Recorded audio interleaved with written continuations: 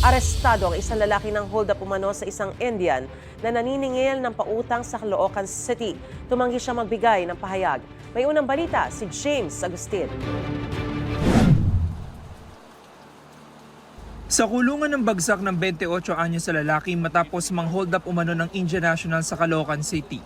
Ayon sa pulisya, naniningil ng mga pautang ang 20 anyos na biktima nang tutukan siya ng baril ng sospek. Itong suspect natin, nilapitan siya, tapos tinutukan siya ng baril.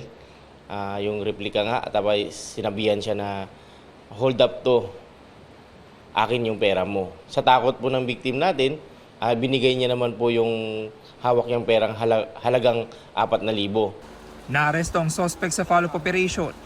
Nakuha mula sa kanya ang gun replica pero hindi na nabawi ang ninakaw na pera.